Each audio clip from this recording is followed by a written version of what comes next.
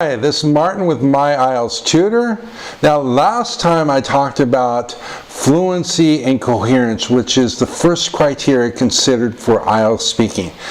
Now, I'm going to give you some super tips for improving fluency. Let's begin. Now, fully begin, let's have a review of fluency. First, it's the ability to keep speaking at a natural rate of speech. It's neither fast nor slow. It's also the ability to speak at length without pausing, stopping to think, or repeating ideas. Now, there's some common problems that affect fluency. First of all, speaking too fast, thinking of ideas. It means pausing to think of ideas.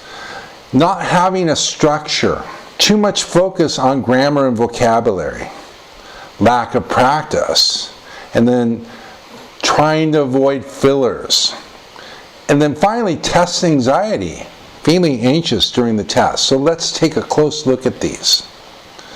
Now, speaking too fast. Now, when you speak too fast, you're just possible to really understand what you're trying to say.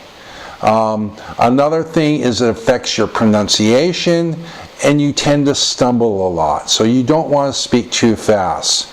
So focus on speaking calmly and smoothly. And how you can improve on this is to listen to native speakers speak and imitate the way they speak. And then speak as much English as you can throughout the day, every day. And then the next problem we have is thinking of ideas. You know, you're thinking, which idea should I use? Or how do I impress the scorer with my ideas? I have so many lofty ideas. Well, you're not going to impress the scorer that way. You know, what you want to do is you want to focus on the quality of your speaking, not your ideas.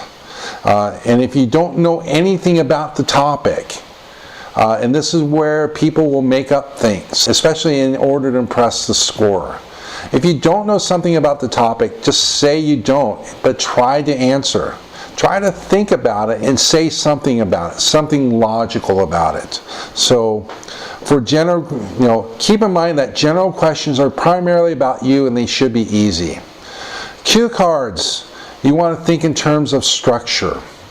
And you want to develop a structure during preparation. I talked about that in the last lesson where you use the supplementary questions, the bullet points, to develop a structure. And then you want to answer each one in turn.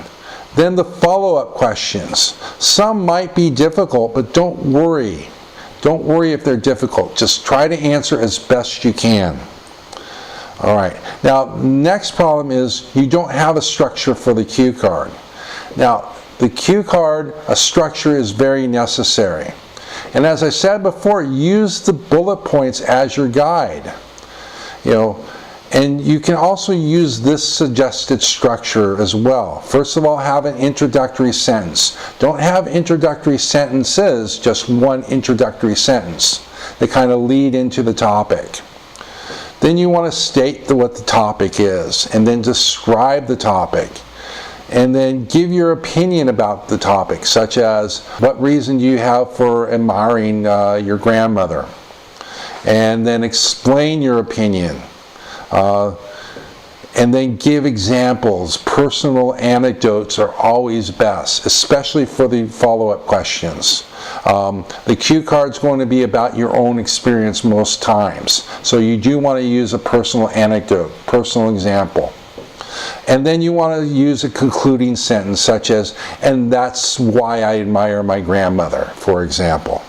Okay, moving on. The next problem is focusing too much on grammar and vocabulary. And so what happens here is people tend to correct themselves over and over and over again. It becomes impossible for the person to answer the question fully. So now both grammar and vocabulary are important, but trying to be perfect all the time can affect smooth flow. Constantly thinking about it can cause pauses as well. Now, it's okay to make a couple mistakes in terms of grammar and vocabulary. It will happen, but don't focus too much.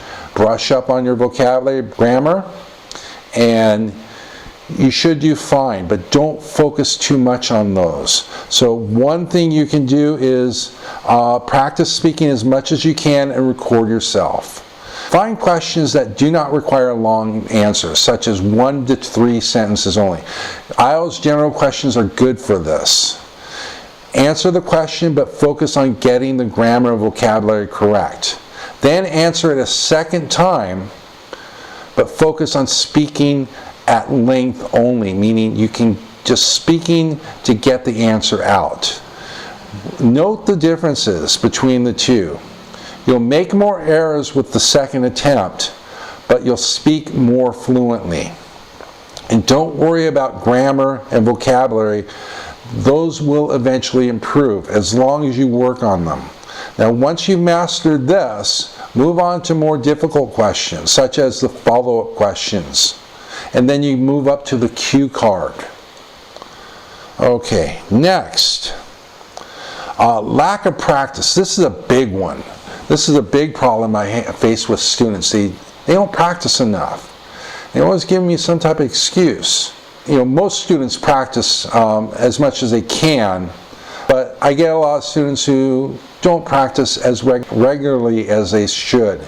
You know, they may practice once every other day or a couple times a week, but you really need to practice every day. You need to practice IELTS speaking at least 1 hour a day, and then you need to practice speaking throughout the day on a daily basis as much as you can.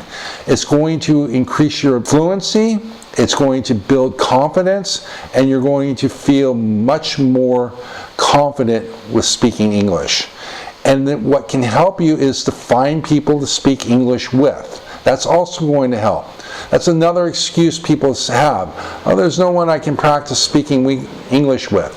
Well, you can find people, family and friends, who may speak English. Or you can go on Facebook or other social media and find speaking partners. I know for a fact there are several groups on Facebook that you can interact with people who are in the same boat as you are and preparing for IELTS, and they're looking for speaking partners. And you can find people all over the world. Okay, another problem is test anxiety. You're nervous, you're scared, and it's okay to be. It's okay to be, it's because it is an important test. You can't let the fear get to you. How you can turn this around is, first of all, have the right attitude. Do that no matter what, I will do my best. It's not try, I will do my best. If you have that attitude, you're going to be very confident. And second of all, don't worry about the result. Too many students worry about the result. They worry about getting 8, 9, 7 bands. And so they're so focused on that, they start making mistakes. They're not paying attention to what they're doing. And that's what you really need to do, is pay attention to what you're doing.